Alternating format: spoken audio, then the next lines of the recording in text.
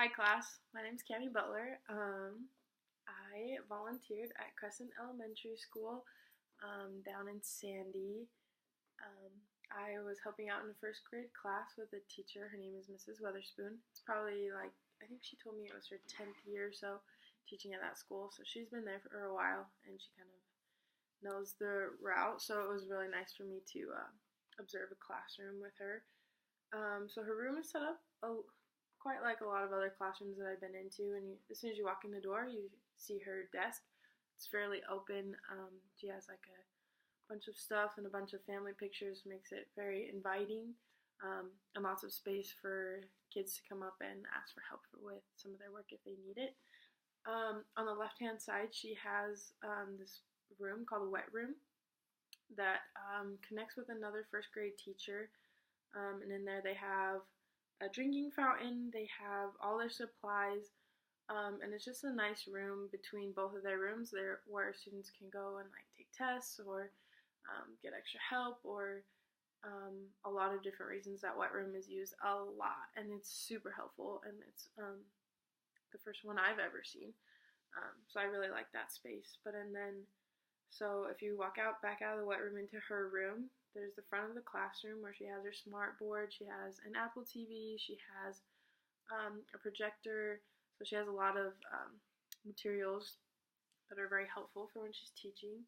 Her desks are set up so where she has 4 desks on one side and 4 desks on the other side, and in between those sets of 4 she has 2 rows of 2, and then on the very back row she has a row of 5. And she liked this setup because it helped the students learn better and not talk as much. And then on the right-hand side of her classroom, she has a reading corner, and then in the back she has a U table, so where she can sit in the middle and has a table around her to help with students. So there is 4 Spanish speakers in the class, 1 native Japanese speaker, and then 12 native English speakers.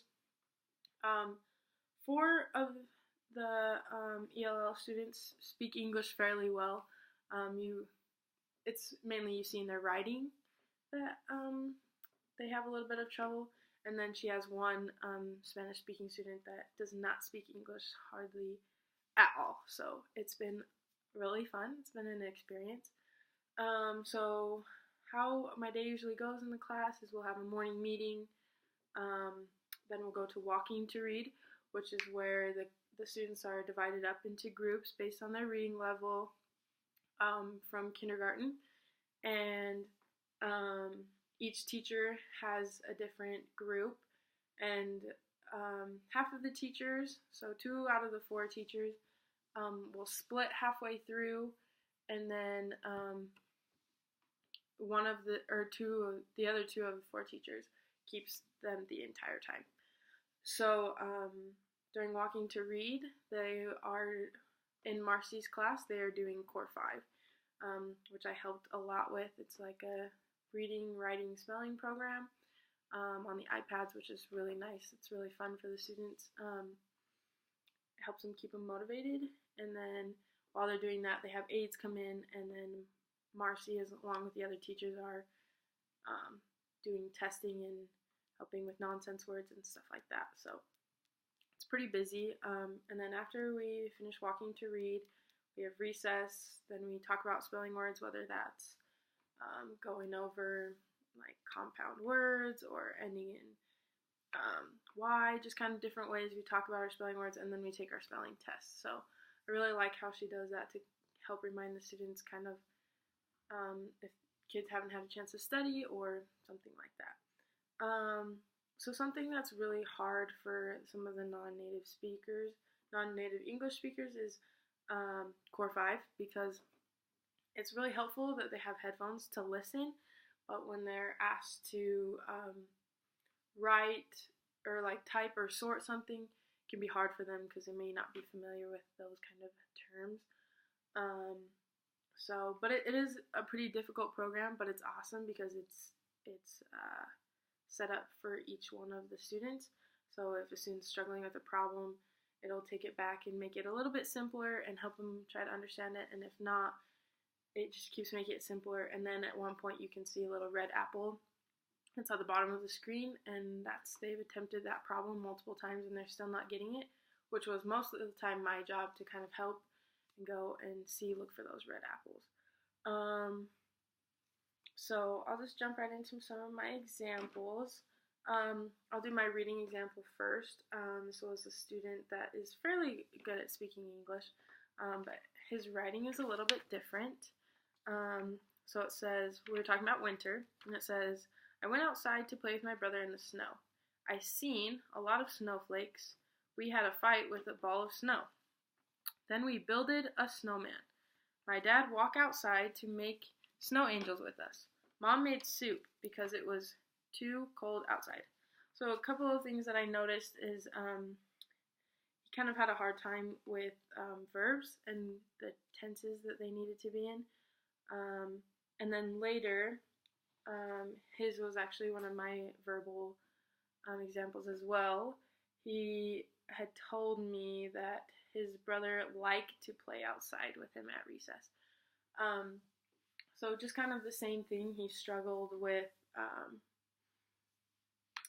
subject-verb agreements and kind of keeping things in the same tense.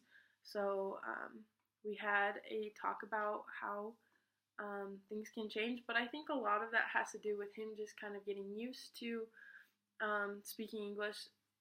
Sometimes even after we had talked about it, I would catch him like, oh yeah, that's right, that's how I'm supposed to say it. So it's not that he didn't notice it, it's just like, I think it's hard for him to really focus on it because he's trying so hard, especially in his writing. But in his language and in his communications, I noticed a big change as I kept going to school and we kept talking about it. He'd be like, oh, Mrs. Butler, guess what? And he'd be so excited to tell me like that he was learning it better, and he was actually helping some of his family with it. So I thought that was awesome. And then another experience I had was I was helping another student with this Core 5 that we were talking about earlier, and they had asked me to come to here to help them instead of saying come here, like, can you help me? So we talked kind of a little bit about that and how, first of all, it would be nice to ask, like, can you come help me, instead of kind of telling me to come help them. So that was a big part of it. But yeah, most of the time they did a really good job with that, and they their English is getting a lot better. I noticed a big change, especially like throughout the semester as I kept going. Some things that I would change in my own classroom is lots of pictures. I loved how Marcy had, like in her little craft section, she had pictures of scissors and glue and stuff. So for the kids, especially even just young first graders that don't know English very well, can't read very well, it's a great opportunity for them to see some of that stuff and kind of know what they're going for, and then match the word with the picture, what it is.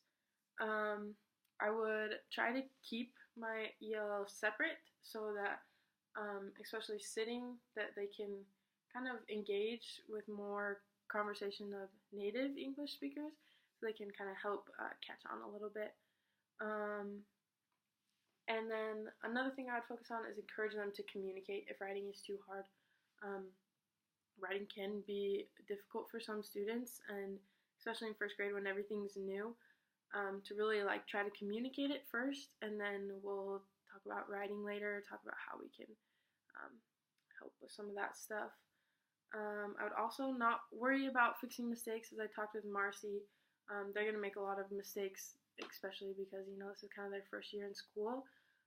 So not to worry about fixing every mistake, but kind of focusing on the bigger things, and really just encouragement when they do get things right and you see that they're trying, because that's the biggest part.